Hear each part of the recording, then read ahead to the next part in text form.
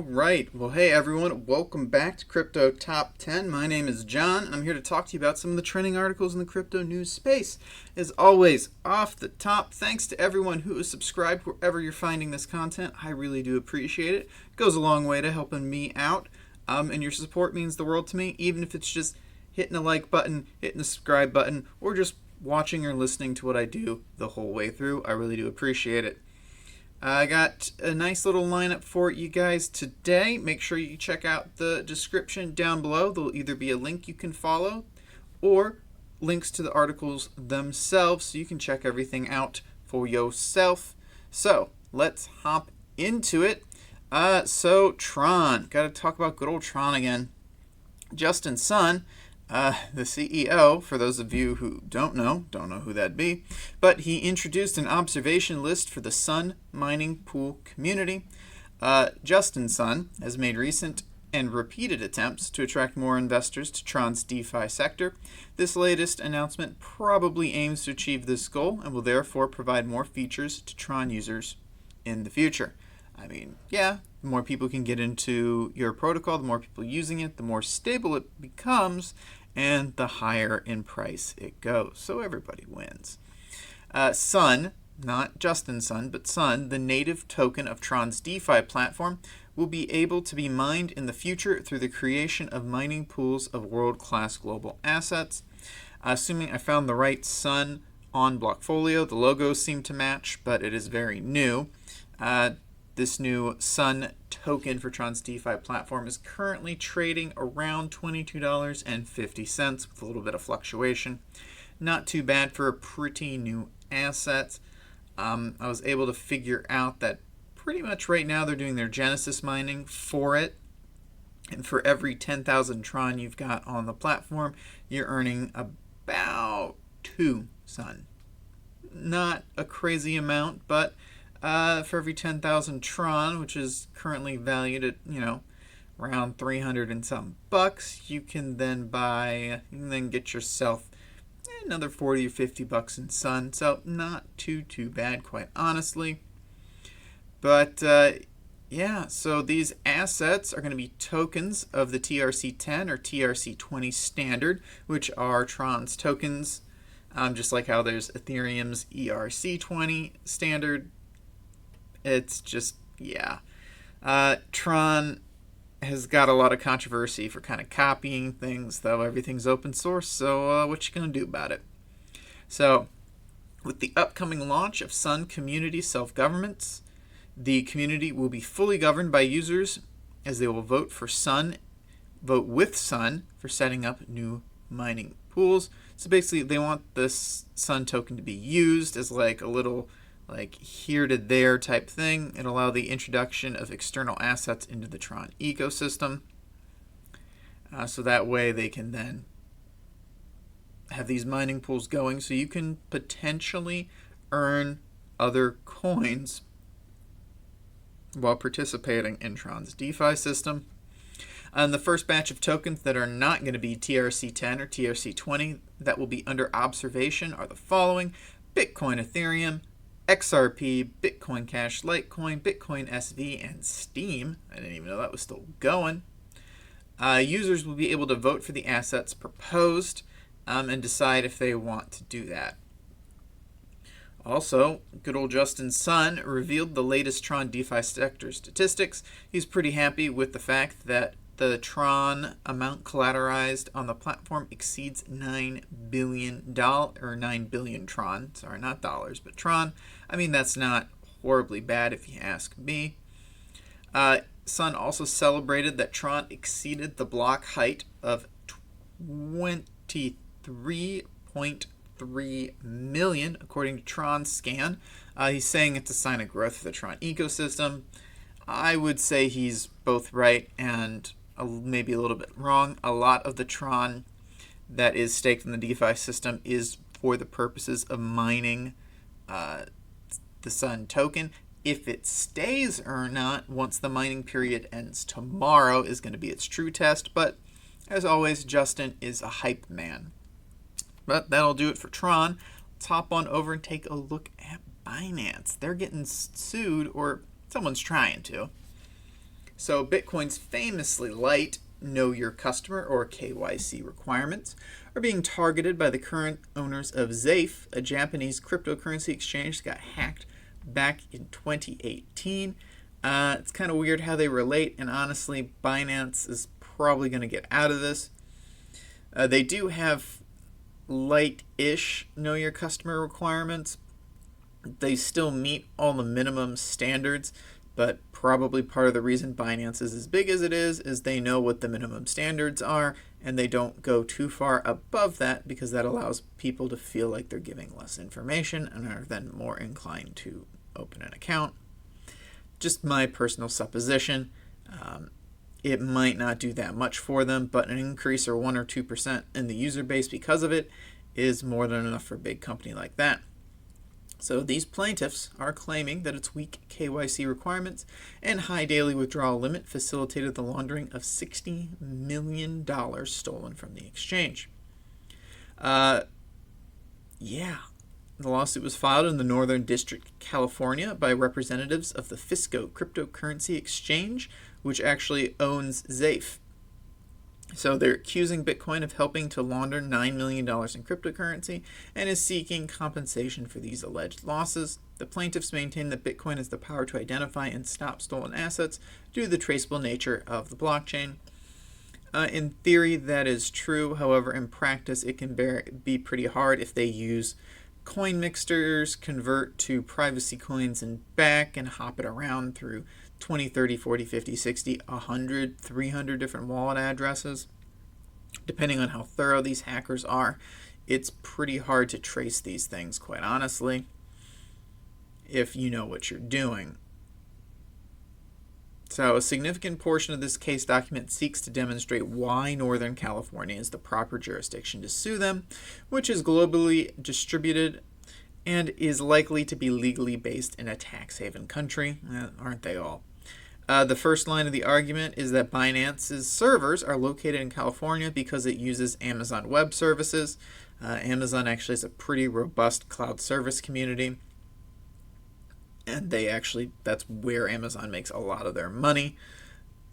So the claim that most of the infrastructure is in California, though it's possible Binance's California's Amazon Web Service servers hold more data than others, the website itself is served from the location closest to the user, so already the argument is kind of they're also saying is that Binance uses California-based custodians for cold storage of their assets. Again, this is one of the things that the cryptocurrency community is designed to make harder, is this decentralized nature of it. It's really hard to pin something down when it operates globally, has no real true headquarters, and things like that. Binance is definitely more centralized than most, but in my opinion, they're much more decentralized than, say, a legacy business. It's unknown if these arguments will persuade the court, as they seem to be built on somewhat shaky foundations. I'd agree with that. Binance is notoriously hard to pin down, which makes them difficult to sue. A previous class action lawsuit against the exchange was filed in the Southern District of New York. Woo! Southern District of New York is a fairly prestigious district, so I can see why they went that route. The plaintiffs are also accusing Binance of unfair competition due to its lower than standard anti-money laundering practices. I would say they meet the minimum requirements, but just that. The exchange has been similarly singled out by the Financial Action Task Force for its frequent jurisdiction hopping, which the regulators maintain was motivated by a wish to avoid more stringent regulation. That goes back to my argument. The slightly less regulation you can have, the more you're able to provide services to your client base, and the bigger that client base gets, because you're not as subject to as many things that hold you back. So it's probably a good business strategy that Binance is doing to continue to grow its user base, but I do think there'll come a point in time where they'll need to settle down and be a more mature company. But anyways, so there's a Global DeFi Alliance out there. I believe we've talked about it. But Curve, Aave, and Synthetix, and a bunch of others are actually joining up with it. They announced 10 new members. Woo, nice. So it's Huobi's Decentralized Finance Consortium, which they dubbed the Global DeFi Alliance. So Curve, Aave, Synthetix, Balancer, Loopring, Zapper, Zerion, BitPi, MyKey, and CoinGecko are all joining up. Global DeFi Alliance launched just a month ago, but you know how things move lightning fast in this space, describing its mission as driving collaboration between decentralized finance products. In their September 15 announcement, Chief Investment Officer Charlene Wu said, "We appreciate all new members of the Global DeFi Alliance and look forward to cooperating with them in various fields, from user education, practice sharing, protocol standardization, risk management, to supporting the development of the global decentralized financial ecosystem." So they're launching these things. Really, they're just trying to build awareness for DeFi. They're going to be doing like webinars and different events, targeting firms and users in Asia for right now. Synthetix and Aave have been wanting to expand into the Asian market for a little bit now, so it makes sense. And they're going to be admitting more players to this alliance. I really do like having it kind of a United Nations for DeFi, where they can come together, talk about things, see what's going on, standardize some of their protocols, standardize some of their practices. I just hope it doesn't get too heavy. That's the last thing you want. You still want innovation to naturally occur between and inside the different protocols, but having a centralized place where you can go and researchers can talk and network and stuff like that can only be good for the overall space. So I like it. I love it. Keep it up. Hopping over here, this was actually an article posted on the Ethereum blog. I was posted up yesterday, and I really wanted to talk about it because it is a pretty big update for what they're going to be doing. They're talking about Spadina, which is going to be a dress rehearsal. So this was posted by Danny Ryan, so he's kind of like talking in the first person throughout this blog post. So we realized that both engineers and the community could use just one more public testnet launch before the mainnet to run through the motions. At the same time, we wanted to avoid disrupting Medallia's momentum, which is the final quote-unquote true testnet they're doing. So they have come up with this Spadina dress rehearsal. Spadina will be a primarily mainnet configuration testnet with a 3-day end of life. So it's only going to run for 3 days. Quick dress rehearsal. I like it.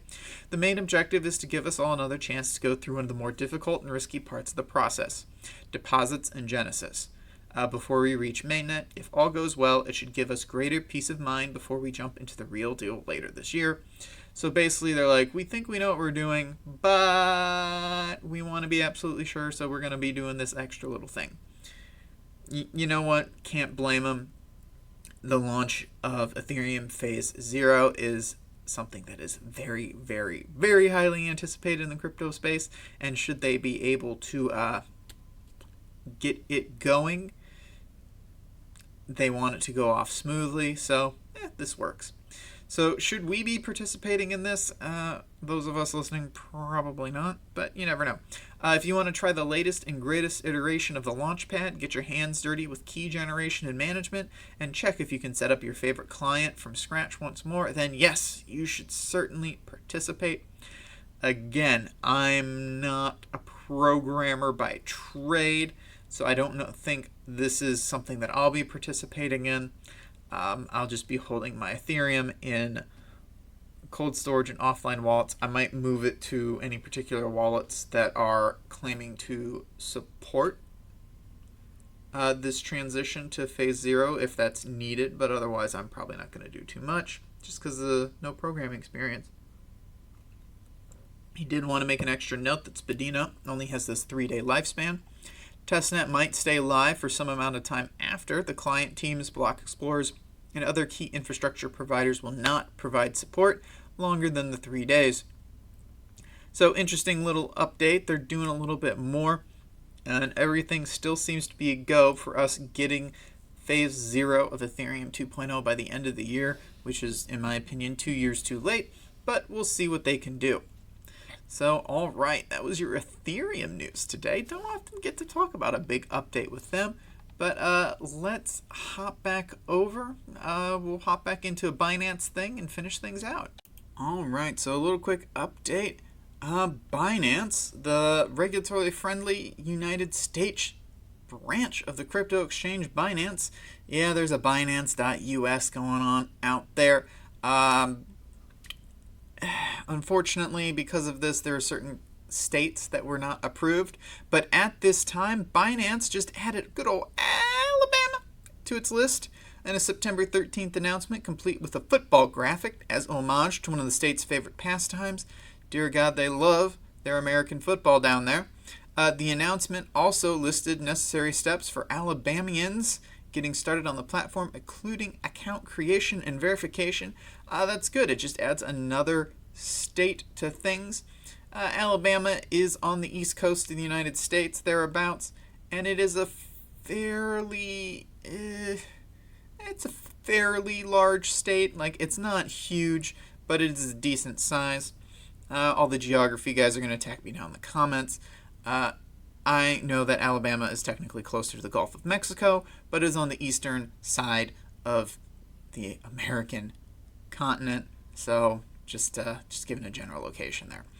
But so yeah, the U.S. platform's terms and conditions still list 12 restricted states, but they have knocked Alabama off the list, as well as Florida is on the list, which also recently got the green light at the end of August. So that list should be 11 pending everything going through. We're getting closer and closer to all 50 states being able to use Binance.us, which is magical, if you ask me. Quite honestly, it's about time. But hey, little interesting one here for you. I really like this. So the Litecoin blockchain is getting its own RPG called LiteBringer. So it's a fantasy game developed by Cipsoft, and it's now on Litecoin. Users need a small amount of Litecoin to play the game, and all in-game transactions use the cryptocurrency. So pretty interesting. But a lot more games have been hitting up the blockchain space. There's a retro Space Invaders arcade machine that pays out its rewards in Nano, and Satoshi's Games Light Night Shooter, letting players trade and compete for Bitcoin. This seems to be an interesting way moving forward, because you don't need servers if it's on the blockchain, technically, sometimes. So, LiteBringer embraces the revolutionary potential of the blockchain like few games before. As a truly decentralized application, the whole game takes place in the Litecoin blockchain with no servers involved, giving the players unprecedented control over the game, stated Cipsoft. This LiteBringer, anyone who plays it will be able to leverage the Litecoin blockchain to level up their RPG characters, trade in-game content with other players, and earn Litecoin through the game itself. Whenever a player performs a transaction with in-game loot, such as purchasing a new weapon or cosmetic content for the character, that transaction will take place on the Litecoin blockchain. To secure their assets, players will also have a password and a private key, which will ensure others cannot access their account. So they're doing the whole standard thing. It's going to be really interesting. I'm probably going to check this out a little bit more once I'm done recording. I like the idea. I don't currently own any Litecoin, but I might have to buy some so I can play this game, especially if it gets good reviews.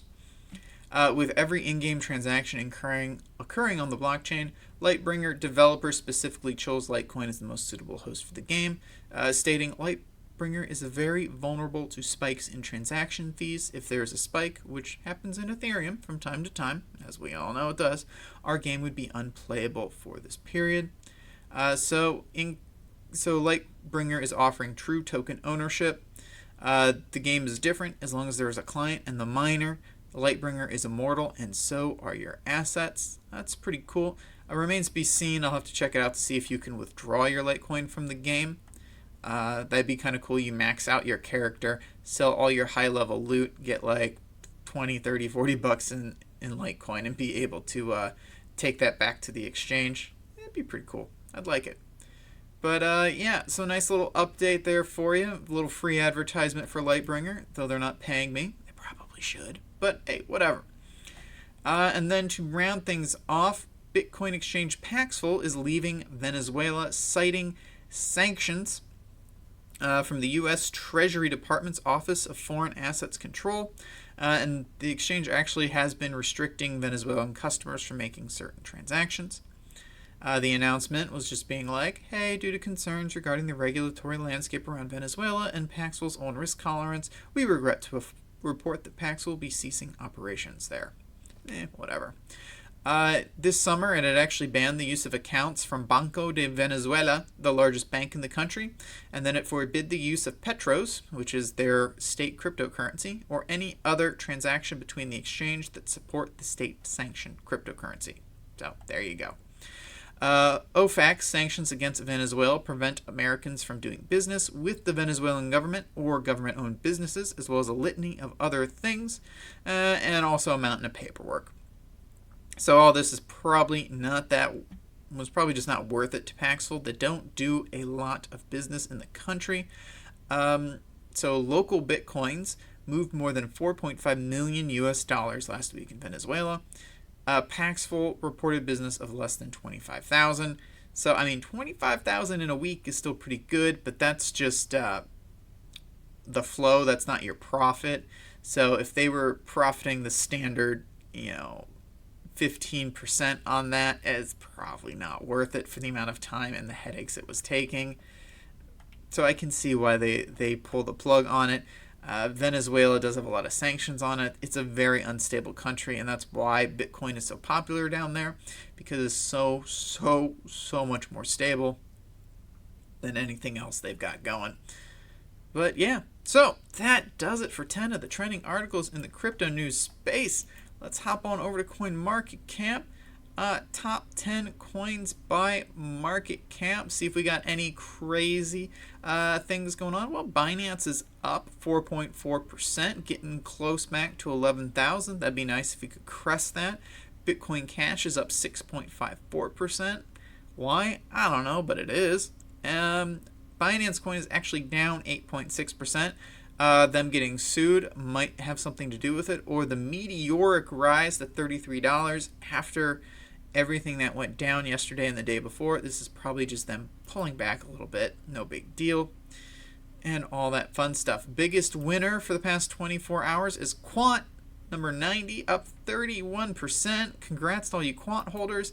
And Hyperion just registered a massive dip of almost 20%, making it the biggest loser of the day. Oof, that stinks for those of you who might be holding that coin. I don't know who is, but whatever. So that will do it for this episode. Again, my name is John. Thank you for checking out Crypto Top 10. If you made it to this point and you're not subscribed, well, would you like to? No? Okay. Do something, please. It'd help me out. I would appreciate it. Though, just making it to the end of this video, I appreciate all the same. And pop down to the description. You can check out links to everything we've talked about. That'll do it for today. And I'll be talking to y'all tomorrow, I'm sure. Peace.